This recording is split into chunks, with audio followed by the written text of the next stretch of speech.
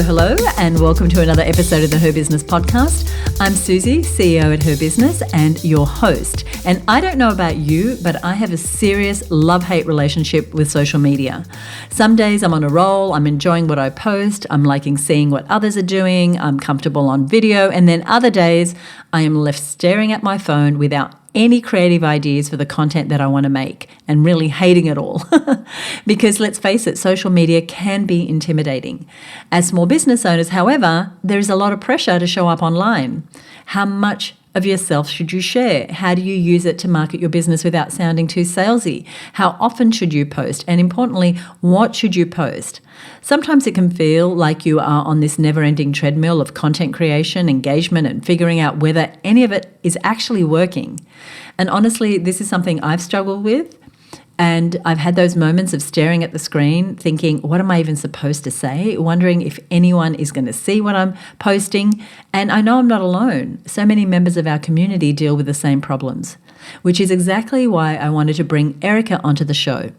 Erika McInerney of McInerney has spent over 28 years in marketing, helping small business owners like us demystify social media and use it in a way that actually feels authentic, natural, and is actually effective. She's all about ditching the overwhelm and focusing on what actually works, like building real connections and aligning your social media strategy with your business goals. So on this episode of the Her Business Podcast, we are busting social media myths. We're strategizing for engagement with our social media, and we're learning how to sell authentically online with Erika. So, ready to dive in? Here we go. Hey, Erika. Hi, and welcome to the show. Thank you so much for having me.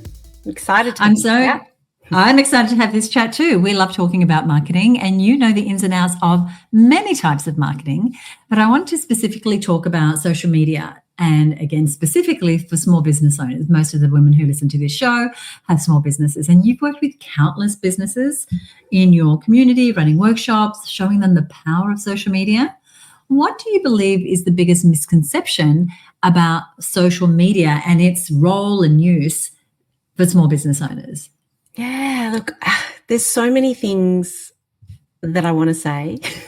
But the one thing that I really am finding difficult to deal with at the moment is this misconception that you need to be in it, on it all the time. And I think there's a lot of people in that social media, I guess, coaching advice space that are really promoting that and really pushing that because it's pushing their agenda. So I think one of the biggest misconceptions is that it's good for your business to just post. So creating, 365 days of content in a 3-hour session and then just pushing that out there, and that just showing up is enough. That to me, that's an absolute no, particularly for small business. So I think that sort of churn and burn, I think that idea that we have to be in it, on it all the time is really taking small business owners away from core business. And it's also taking them away from building trust and community. And better than anyone how important that building that trust and building that community and that connection with your customers is. So I love it. I always like a contrarian point of view, and you're absolutely right. There's a lot out there about how it should be done. What, in your experience then, walk us through the strategy that you would recommend for a small business owner who's putting together their marketing strategy. You've said, let's not do this. Let me just post every day of the year without a strategy behind it. How do you approach it? Yeah, look, I'm hesitant always to give very generic advice, but I guess the biggest piece of advice is to have a strategy. So I would always begin with a business plan. You should have a business plan, right? So taking that business plan and looking at those goals, at those milestones that you need to get to, and then asking yourself, how can I use a tool like social media to achieve those goals? I think that's really important. Sometimes that's missed. So what are my goals? am I going to achieve them? And then I would always move on to audiences. Who's my target audience? Who are my existing audience? Like, who are my existing customers? I think we don't spend enough time really looking at who our customers are and getting into their heads. Why are they purchasing from us? Why are they signing up for our services? Part of that strategy should include any insights that you can get. So make sure that you know how to get to and that you know how to read your insights. So if you have a website, if you have social media, whatever it is, find out how and why and where all of that stuff is. I'd probably add into that strategy something around key messaging, spending time developing your key messaging is really important. Your value, the value that you offer, the benefits that you offer, so that you have those on hand all the time. Whenever you're talking about things, whenever you're creating content, you're always kind of circling back to the value that you offer, because that's going to help people make a decision to purchase from you. I think we tend to overcomplicate things, and that's one of the drawbacks of being on social media all the time, is you get sick of hearing yourself say the same thing over and over again, but nobody else is getting sick of it. And so we overcomplicate our messaging.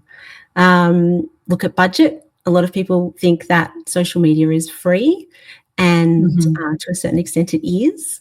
But the thing that you pay with is your time and your energy.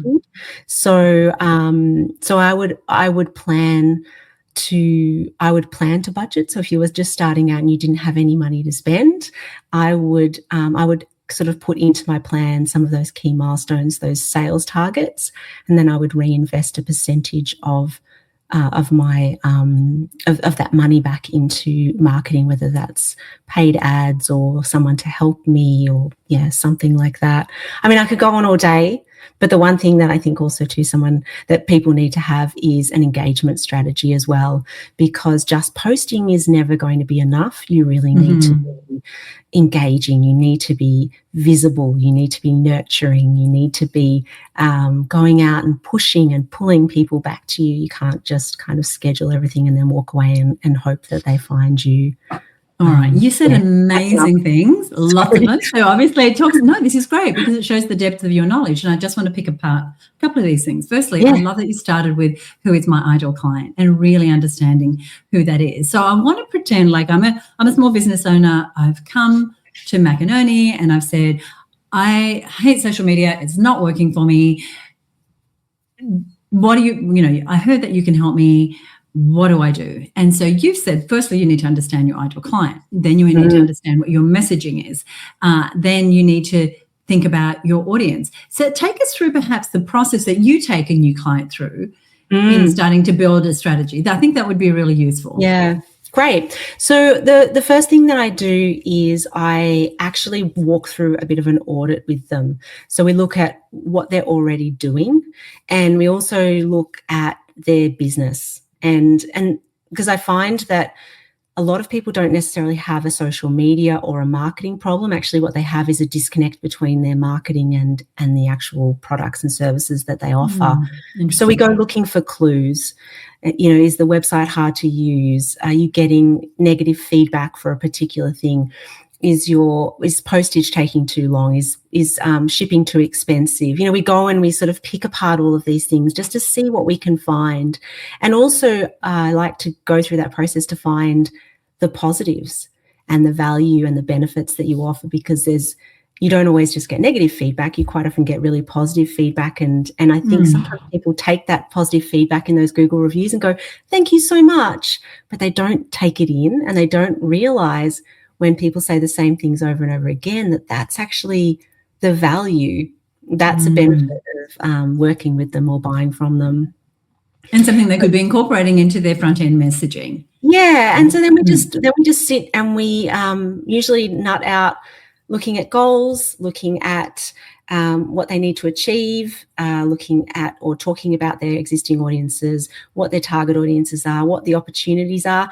I've been marketing for 28 years and I don't love doing SWOTs. I find them a real slog, but I love looking at opportunities and threats, because I think those two things are really, really important. So if you're prepared for the worst, great. If you're prepared for the best, great. And so we go through that. And yeah, I mean, look, then we just move into working out how much time they've got, whether or not they've got a budget, looking at, and then just starting to put together a strategy based on what they have, what they offer, who their ideal audience is, what they offer them, what opportunities there are. Yeah, it's always different every single time. But there's some core elements, obviously, that go across all of them. You mentioned engagement. Can you talk to us a little bit more about what you mean by that? You said don't just go ahead and post and sort of then, not be present. What do you mean when you talk about engagement, social media, engaging? Yeah. Yeah. So if you are scheduling posts to go off, it's very convenient, and a lot of automation that we put into our businesses is very convenient for us. But sometimes, particularly in social media, it can actually have a detrimental effect on your visibility, because you're not then spending actual time going around following other accounts, commenting on other accounts, what I call push and pull. Engagement has that pull effect. You actually go out into the social media channels that you are posting in. You look at the hashtags that you're using. You look at the topics. You see what other people are doing, and you comment, and you send messages, and you make friends, and you initiate collaborations, and you network. Because and in doing all of that, not only are you doing what those social media platforms want us to do, you will get rewarded that way, but actually it makes it a really positive space for you. And if you flip it and you always think about social media as social networks, then it starts to fall into place, because none of these channels are a broadcast tool. And if you start to think it's just you broadcasting, you just won't get that feedback. So yeah, go out, pull people back to you. And look, in saying that, I know that sounds like you're going to spend a whole bunch of time that I told you that you were going to save by not posting every day, but it's definitely possible to schedule time to do that, and whether it's 10 minutes in the morning and 10 minutes in the evening, or however much time you have, as long as you're being strategic about it, you can really make a difference to your visibility and to those connections that you're making. But you say something really important, and it's called social media. They're called social networks. And when we are broadcasting, and I think so many of us fall into that, it's like, what am I going to say? How am I going to say it? How am I going to generate a lead? How am I going to put them into a funnel? How am I going to ask for the sale or book the discovery call or whatever it is? But you're saying, have some of your strategy be, how do I actually make these connections? How do I build these relationships? How do I create community inside of these social networks? And I don't think that's voiced enough.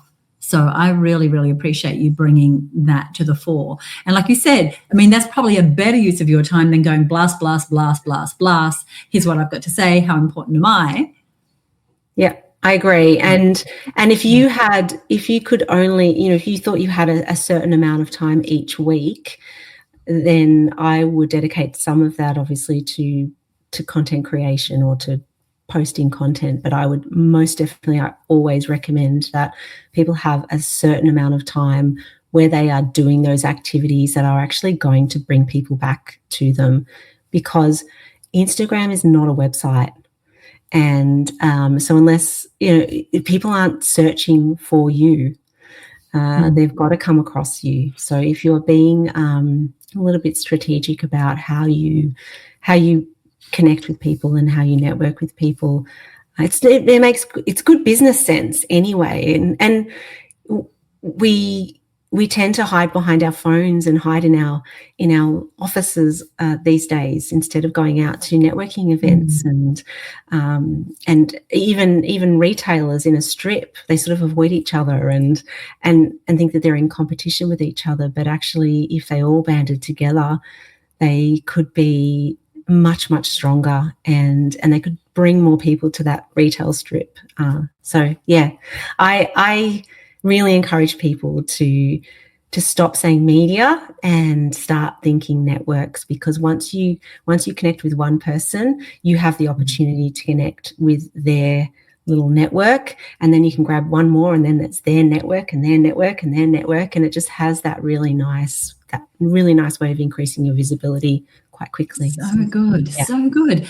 One of the things that I wanted to ask, which is still along these lines, but we can spend a whole lot of time building networks and making connections, but as business owners, ultimately at some point we need to ask for the sale.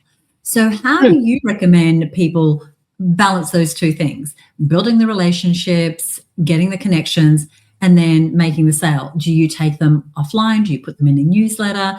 Do you do it in DMs? Like, do you have a preference on the method? Yeah. Again, it really depends. But what I've found over the years is that if somebody's uncomfortable with sales messaging, there's usually a deeper problem there. And it's not necessarily that they think their audience isn't going to receive that sales messaging, because, to be honest, we're all in there hitting on ads, and everybody's quite comfortable with sales messaging. So going back to that audit that I talk about, what I find is sometimes people actually aren't that confident in their products, or aren't that confident in their services, or maybe they've priced it at a point that they don't feel comfortable with, or like there's always blocks in there that people have around sales and around asking for the sale. So I've got a few little strategies that I teach people.